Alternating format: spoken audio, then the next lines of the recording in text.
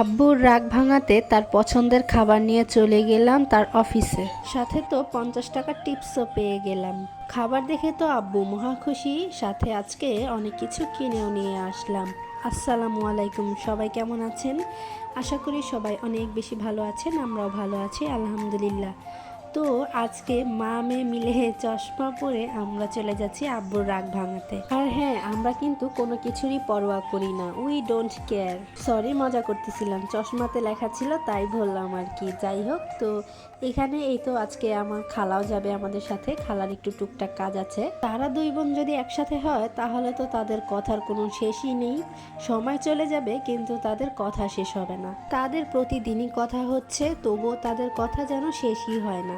ইস, আমারও যদি এমন একটা আপন বোন থাকতো তাহলে হয়তো আমরাও এইরকম করতাম।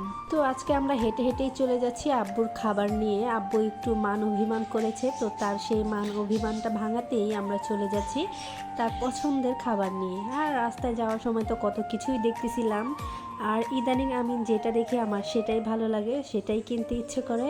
এই তো আব্বু আসছে, আব্বুকে ফোন দিয়ে বলেছিলাম আমরা এখানে আসতেছি, তুমি একটু আসো। আপু বলতেছিল তোমাদের এত দূর আসতে হবে না, আমি আসতেছি। তো আমরা অর্ধেক রাস্তা যেতে আব্বু চলে আসছে, আর তার নাতিকে দেখে সে কিছু তো একটা কিনে দিবে তার জন্য দেখতেছিল, কিন্তু আশেপাশে তেমন কোনো দোকানই ছিল না। তাই আব্বু একটু খোঁজাখুঁজি করার পর আমার হাতে 50 টাকা ধরিয়ে দিল। আর এটা যেহেতু আমার হাতে আসছে, তার মানে তো এটা আমারই টাকা। তারপর এই তো আব্বু খাবার নিয়ে চলে যাচ্ছে তার অফিসে, আর এখন আমরা এখান থেকে রিটার্ন করব বাসায়। কিন্তু জাস্ট এই দিকে দেখুন, তারা সারাটা রাস্তা কথা বলতে বলতে আসছে, আব্বু যে চলে গেছে তাদের কোনো খবরই নেই, তারা এখানে দাঁড়িয়ে দাঁড়িয়েও কথা বলতেছে। যাই হোক, তো এই তো আমি টাকাটা হাতে নিয়ে চলে যাচ্ছি, ভাবতেছিলাম এই টাকাটা দিয়ে কি খাওয়া যায়। এখন সব কিছুর যে দাম, 50 টাকা দিয়ে তো চকলেট ছাড়া কিছুই পাবো না। তাও যে দেখি কি কি পাওয়া যায়।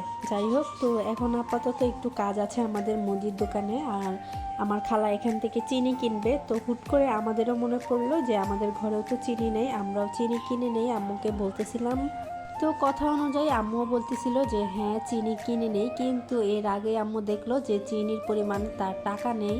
আমাদের তো সব কিছু একটু বেশি বেশিই লাগে, যেহেতু আমরা বড় ফ্যামিলি, সো আমাদের তো আর একটু একটুতে হয় না। তাই আর কি আম্মুর সেই পরিমাণে টাকা ছিল না, ব্যাগে বাসায় রেখে এসেছিল। থাকুক, কোনো ব্যাপার না, আরেকবার নিলেই হবে। তো এইদিকে তো আমি একটা সয়া সস নিয়ে নিছি।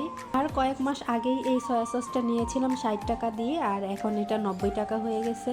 কিছুই বলার নেই, আসলে যা হচ্ছে সব দেখিয়ে যেতে হবে। এদিকে তো আমি মাহাদির সাথে একটু দুষ্টামি করতেছিলাম, বলতেছিলাম যে দেখো এটা তোমার ভাই, ও তো মুখ ভেঙচি দিয়ে চলে গেল। যাই হোক, তো ভিডিওটা এই পর্যন্তই ছিল। সবাই ভালো থাকবেন, সুস্থ থাকবেন, চলে আসবো নেক্সট কোনো ভিডিওতে। আল্লাহ হাফেজ।